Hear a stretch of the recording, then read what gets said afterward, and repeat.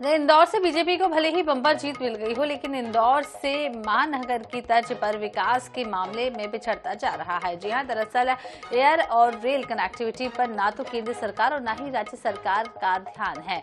2012 से इंदौर से खंडवा के बीच रेल लाइन कन्वर्जन का काम पूरा नहीं हो पाया है, जिसके चलते इंदौर का महाराष्ट्र और दक्षिण भारत से संपर्क टूट गया है।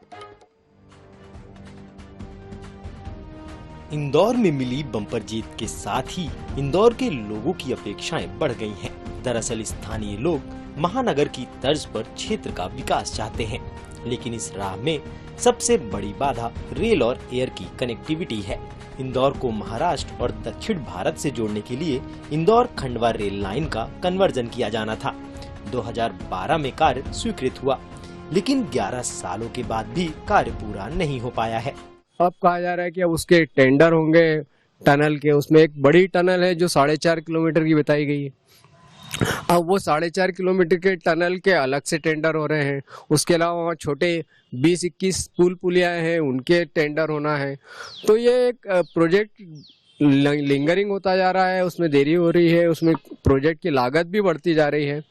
तो ये अब कब और कैसे पूरा होगा ये तो ईश्वर ही जानता है। इंदौर खंडवा रेल लाइन के कन्फर्म प्रोजेक्ट को बहुत जल्दी से क्या पूरा करना चाहिए, उससे इंदौर की प्रगति की राह खुलेगी। यदि Indore Khandwa railway project double बड़ी लाइन में चेंज होता है तो क्या बॉम्बे से लिंक अपनी क्या सीधी बैठती है और क्या इंदौर की प्रगति के रास्ते खुलेंगे। दरअसल इस मार्ग में 21 सुरंगों का कार्य किया जाना था।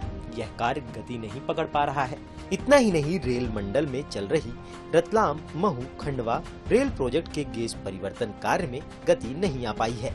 सेंट्रल गवर्नमेंट के बीजेपी के, मध्य प्रदेश में भाजपा की जो है सारा काम चल रहे हैं और इवन हमारा रेल मंत्री भी हमारे इन दोनों अच्छे काम कर रहे हैं, पर हमारा के जो नेतृत्व है, सांसद है या जो भी प्रतिनिधि है, वो इस मामले में सरकार पर प्रेशर नहीं कर पा रहे। इसी कारण ये डिले हो रहा है और कहीं ना कहीं अब ये डेड एंड को समाप्त करना जरूरी है, क्योंकि इंदौर की आवश्यकता है कि उसको रेल लाइन दुरुस्त मिले, तेजी से मिले, ताकि व्यापार व्यवसाय बढ़ सके और इंदौर जो महानगर की शक्ल ले रखा है अब रेलवे में कमजोर नहीं पड़ना चाहिए। एक मजबूत इच्छा शक्ति की कमी है और साथ में काम न करवाने के पीछे जो दूसरे कई कारण है वो है ठेकेदारों को फायदा पहुंचाना भी है, क्योंकि पर इससे जनता का नुकसान ज्यादा हो रहा है। क्योंकि हमारा महाराष्ट्र के साथ दक्षिण के साथ जो तालमेल होना चाहिए, जैसे मुंबई पहुंचने में हमें 70 किलोमीटर की दूरी कम हो जाएगी इस रास्ते के चालू हो जाने से, ये भी सब नहीं हो पाने से व्यापार का भी नुकसान हो रहा है। इंदौर से चलकर ओमकारेश्वर ज्योतिर्लिंग दर्शन करने वाले श्रद्धालुओं को रेल कनेक्टिविटी बंद होने के चलते मजबूरन सड़क मार्ग से जाना होता है।